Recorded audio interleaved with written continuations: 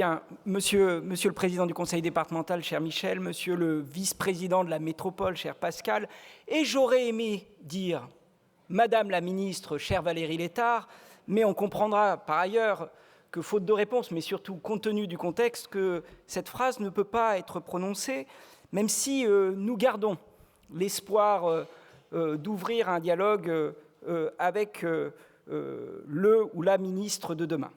Je souhaite aussi saluer évidemment l'ensemble des adhérentes et des adhérents du réseau et un mot particulier pour les équipes de Foncier Solidaire France et de la Fédération des COP HLM et évidemment un mot pour Vincent Laurier et pour Juliette Grenier qui nous accompagnent au quotidien. Merci, merci beaucoup.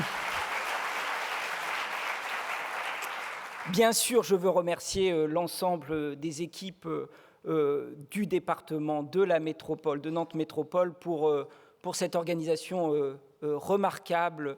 Nous avons été extrêmement bien accueillis et donc cela pose un souci, c'est que nous allons vouloir revenir.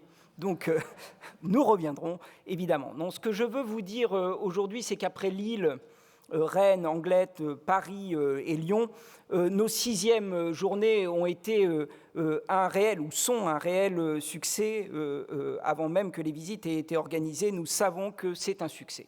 Plus de 380 participantes et participants, et nous avons débattu de la propriété, du rapport à la ville, de l'urbanisme encore il y a quelques secondes, de l'intégration du bail réel solidaire à nos outils réglementaires, et notamment à nos plans locaux d'urbanisme et de l'habitat, et de l'intégration évidemment du bail réel solidaire à nos politiques publiques. Nous avons même parlé, cher Stanislas, d'Europe, et nous prenons rendez-vous pour pouvoir en parler peut-être encore plus longuement au cours de nos journées à Strasbourg, le lieu est bien trouvé en l'occurrence.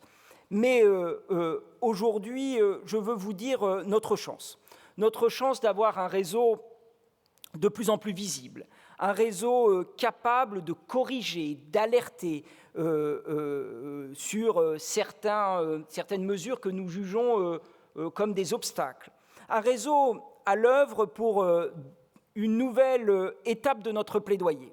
Un plaidoyer clair et évident, faire du BRS un outil ordinaire d'une politique du logement abordable. Alors oui, notre réseau est là et bien là. Et l'année 2024 a vu de manière plus globale, que ce soit grâce aux adhérents du réseau ou un peu en dehors, l'année 2024 a vu le nombre de logements BRS livrés, a vu ce nombre doubler, ce qui n'est pas rien. Nous sommes sur une trajectoire extrêmement importante avec 3600 logements BRS livrés, c'est-à-dire autant de familles qui d'ores et déjà en bénéficient sur notre territoire national, qui d'ores et déjà sont les ambassadeurs de ce bail réel solidaire. Nous sommes à près de 24 000 logements BRS engagés sur notre territoire avec une progression de 45% par rapport à 2023 et une grande concentration notamment sur les principales aires urbaines, pour ne pas évoquer des noms de collectivités, et notamment des aires métropolitaines.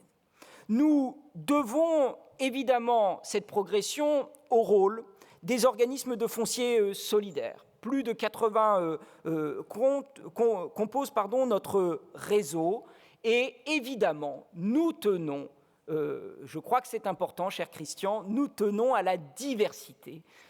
Si je ne le disais pas, tu le dirais, à la diversité de nos organismes, que ce soit les OFS de collectivités, les OFS coopératifs, les OFS des établissements publics du foncier. Et enfin, et c'est majeur, et nous n'en avons peut-être pas encore assez parlé au cours de nos journées, mais nous, là aussi, nous savons que nous devrons être encore plus forts et davantage force de proposition, les OFS des bailleurs sociaux, notamment dans le cadre de la vente HLM. Et là-dessus, notre plaidoyer doit encore se renforcer. Nous devons être vigilants, néanmoins, sur le modèle OFS, sur la question de l'agrément. Je crois que ça a été encore plus présent dans nos journées que par le passé, et notamment avec ce témoignage venu directement de PACA. Nous devons plaider auprès de l'État pour assurer cette vigilance. La vigilance n'est pas seulement l'agrément.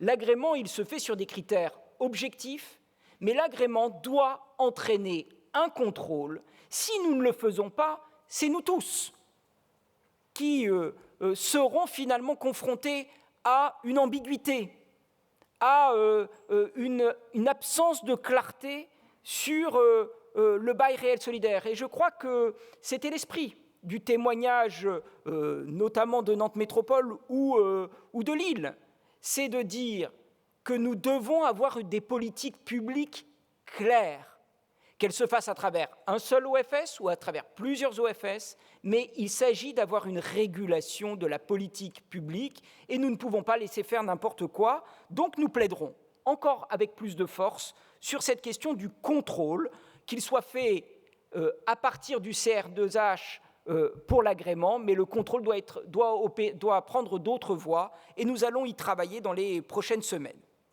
En tout cas, notre réseau est aujourd'hui à une nouvelle étape de sa structuration.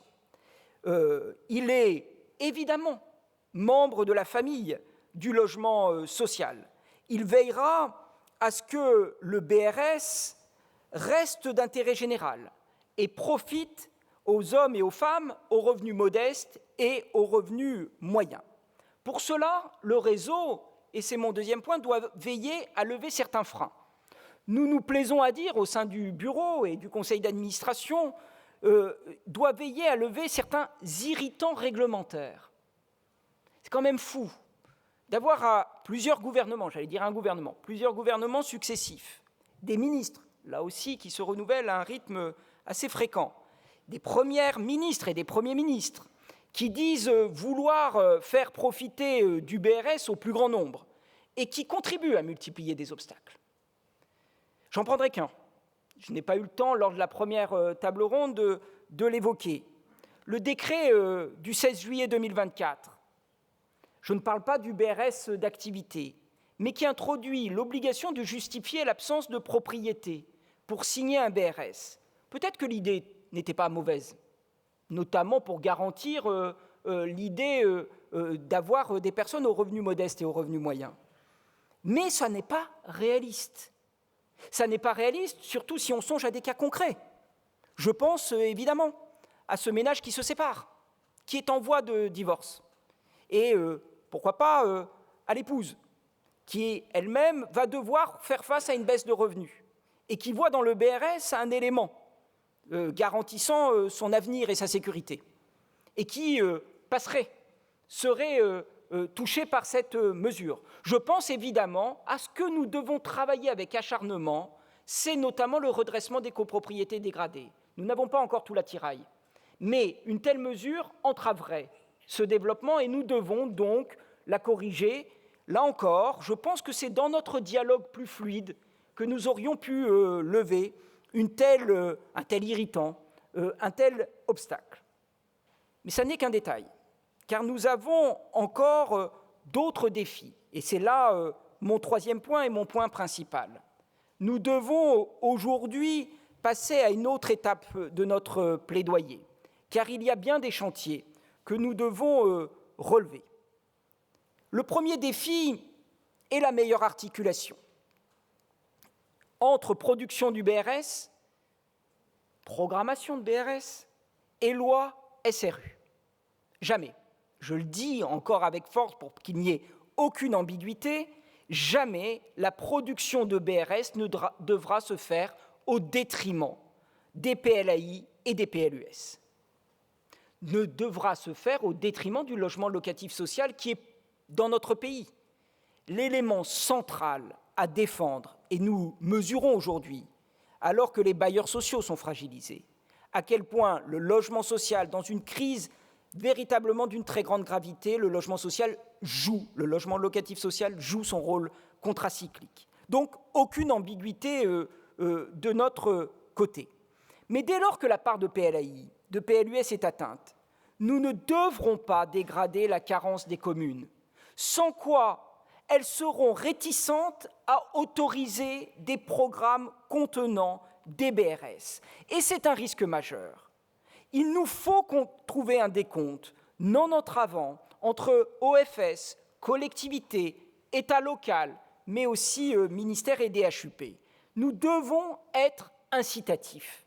Je le mesure au quotidien dans la métropole de Lyon lorsqu'il s'agit de convaincre encore certaines communes qui n'ont certes pas encore tout saisi de l'opportunité du BRS, mais qui sont rivées sur la question de leur carence, à juste titre, et qui, précisément, regardent ce décompte PLS avec angoisse.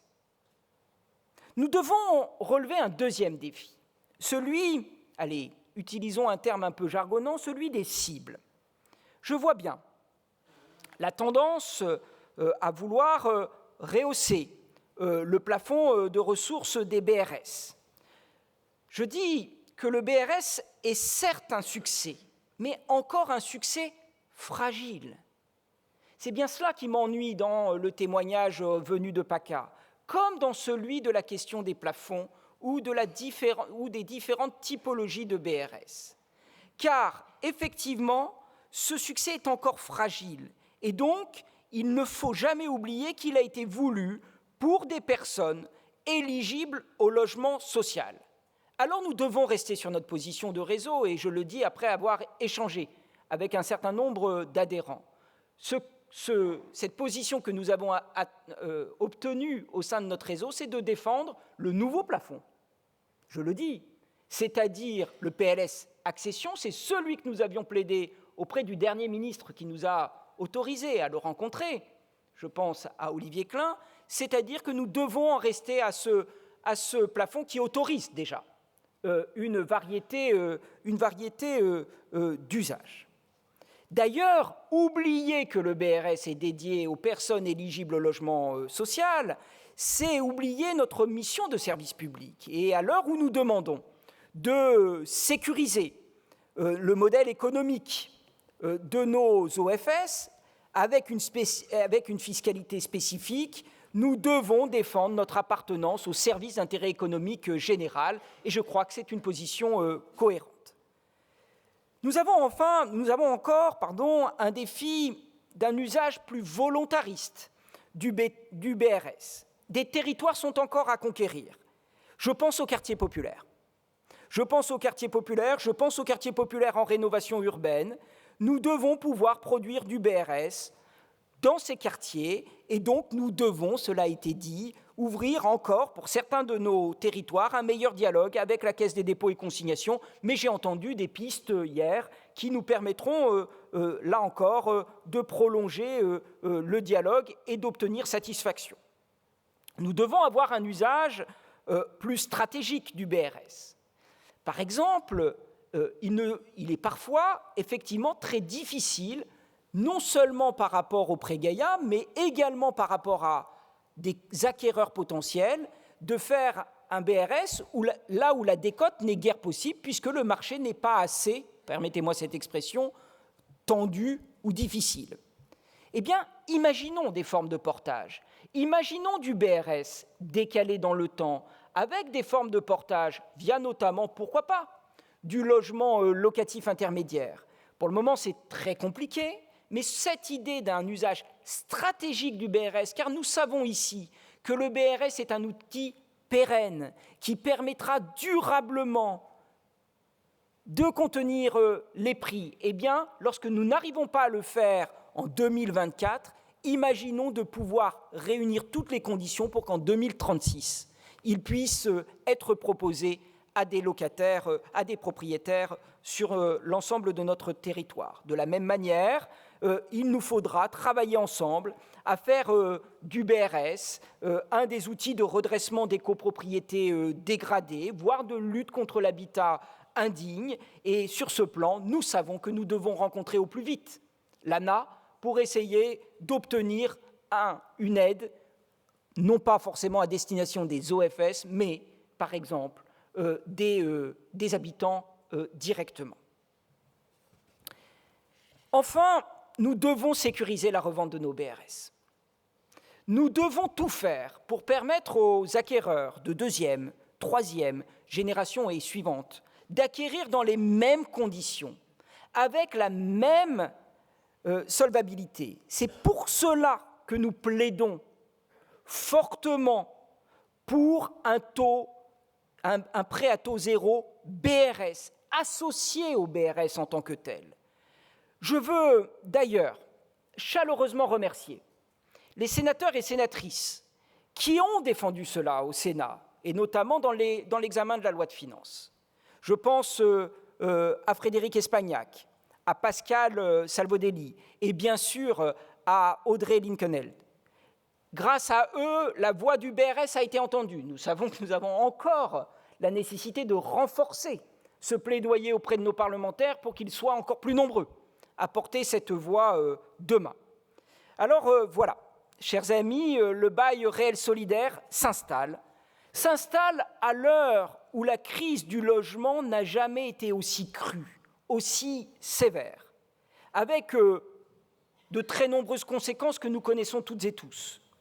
Une attente toujours plus longue, une attente de logement toujours plus longue, alors que le nombre de demandeurs et de demandeuses par rapport au nombre de logements, notamment logements locatifs sociaux disponibles, cette pression est inégalée dans bon nombre de nos territoires.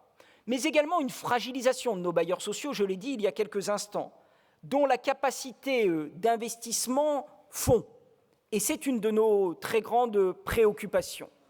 Tous les marqueurs sont au rouge. Tous les marqueurs sont inquiétants aujourd'hui. Seul le BRS est un motif d'espoir depuis quelques années. Un motif d'espoir qui se confirme, un motif d'espoir qui se renforce à mesure que les habitants arrivent dans leur logement. Sa commercialisation redonne même du sens à certains commercialisateurs, que ce soit les OFS directement, les bailleurs sociaux ou encore les promoteurs. C'est par ailleurs l'idée d'une satisfaction des hommes et des femmes qui réalisent leurs projets résidentiels. Certains et certaines trouvent une perspective alors qu'ils attendaient un logement locatif social. Eh bien, c'est à elles et à eux que je veux dire quelques mots de conclusion. Je pense notamment aux familles monoparentales et pour 90% d'entre elles, aux femmes, qui sont très souvent les premières à acquérir des logements en bail réel solidaire dans nos zones les plus tendues. Et donc, nous devons l'affirmer, car demain, notre politique de l'habitat au niveau national devra parler aux familles monoparentales. Je pense aux jeunes et à leur premier projet résidentiel, alors même qu'ils n'ont pas le capital, le patrimoine pour pouvoir acquérir directement et qui vont passer par l'étape bail réel solidaire avant d'aller vers d'autres types d'étapes. Je pense au couple ou à l'homme ou à la femme qui, à l'approche de la retraite, sachant que ses revenus vont baisser et qu'il a toujours été, ou elle a toujours été locataire, trouve dans le bail réel solidaire un élément qui va lui permettre de franchir cette étape si délicate dans une vie, notamment en termes économiques. Alors à elle et eux, nous devons un accès durable à un logement abordable. À elle et eux, nous disons que nous sommes les garants d'un BRS sous condition de ressources. À elle et eux, nous disons que nous ne lâchons pas et qu'il y a encore des obstacles que nous ne cesserons d'essayer de lever auprès des différents gouvernements avec lesquels nous dialoguerons. Enfin, alors que nous n'avons toujours pas rencontré de ministre, vous l'aurez compris, depuis Olivier Klein, nous disons que Foncier Solidaire France est le réseau capable de transformer en réalité ce que certains ministres ont appelé de leur vœu, la diffusion du BRS auprès d'un plus grand nombre de Françaises et de Français. Mais pour cela, il conviendrait d'échanger. Car enfin, il s'agit de se rappeler que le BRS, comme l'a très bien rappelé Pascal, le BRS est un bien commun et redonne tout le sens du logement comme un bien commun. Il convient surtout de défendre ardemment que le BRS permet à des hommes et des femmes aux revenus modestes et moyens une chose essentielle, majeure en ces temps d'incertitude, la sécurité par le logement. Voilà, nos journées se terminent et les visites vont bientôt débuter.